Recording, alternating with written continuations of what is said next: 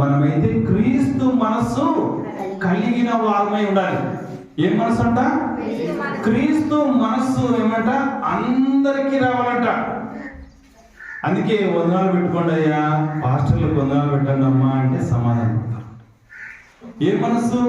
అందరితో కలిసిపోయే మనస్సు క్రీస్తు మనస్సు. మా ఇంట్లో వాళ్ళు అందరితో కలిసిపోతారు. ఎక్కడికి పోయినా అక్కడ అందరితో కలిసిపోతారు.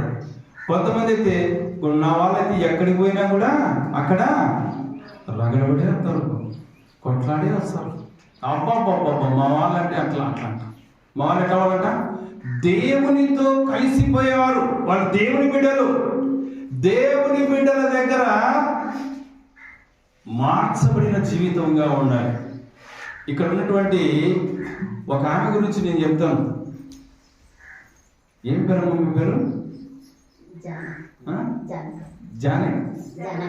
జానకమ్మ. ఈమె క్రీస్తును అంగీకరించినప్పుడు ఎలా ఉందో కానీ ఇప్పుడు క్రీస్తును అంగీకరించిన తర్వాత ఎక్కడికి వచ్చి కూర్చుంది? మన దగ్గరకు వచ్చి కూర్చుంది. అంటే ఏమిది? సమాధాన పడింది. ఆమె దేవుని యందు విశ్వాసము, నమ్మకము కలిగి ఉంది.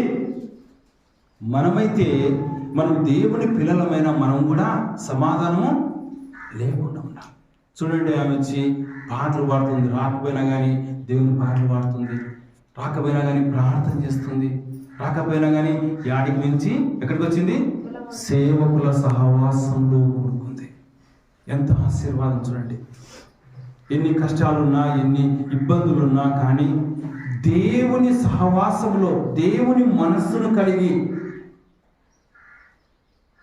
దేవుని యందు విశ్వాసముతో ఆ మనస్సు, క్రీస్తు మనస్సు మనకు కావాలంట. ఈ యెహోషువ కాలేబులకు ఉన్నటువంటి మనస్సు ఏమంట? నిండు మనస్సు అంట.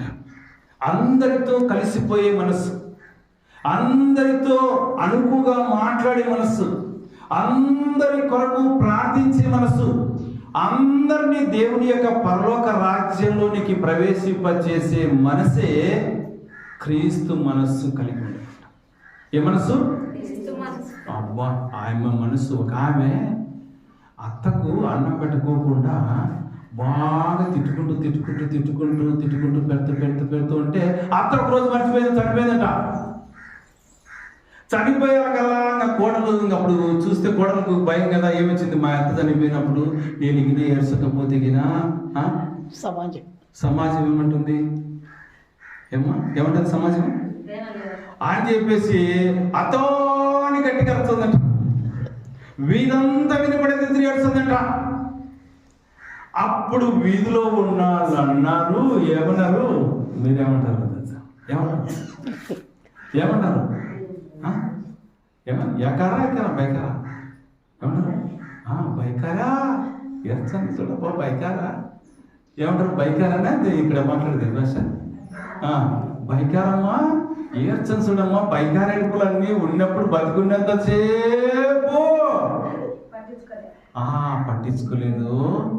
ఇప్పుడు చూస్తే కనుక ఎంత ఏడుస్తుందంట. ఇవన్నీ ఏమంటారు? కాబట్టి మనం క్రీస్తు మనస్సు కలిగి దేవుడిస్తాడు. నీ తల్లి లేకపోయినా తల్లి లాంటి అత్త నీ ఎదురుగా ఉంది. ఆమె వైపు చూడు. అందుకే క్రీస్తు మనస్సు అందరినీ ప్రేమించే మనస్సు, క్రీస్తు మనస్సు అందరినీ ఆదరించే మనస్సు. అయితే ఈ 40 రోజుల్లో నువ్వు ఏ మనస్సులాట? క్రీస్తు మనస్సు కలిగి జీవించాలి. ఆ మనస్సే సాత్వికమైన మనస్సు అంటారు. దాన్నే మంచి మనస్సు అంటారు. ఏ మనస్సు అంట? మంచి మనస్సు అమ్మ, సాత్వికమైన మనస్సు అమ్మ. అంటే అందరినీ ప్రేమించే మనస్సు అమ్మ. సాత్వికమైనటువంటి మనస్సు కలిగినటువంటి ఆ మనస్సు మోసేకే దక్కింది. మోసే ఎవరంట? సాత్వికమైన మనస్సు కలిగినవాడంట. మంచి మనస్సు. ఏ మనస్సు? ఈ 40 రోజుల్లో నాకు మంచి మనస్సు దయచేయి ప్రభువా, మంచి ఆలోచన దయచేయి ప్రభువా.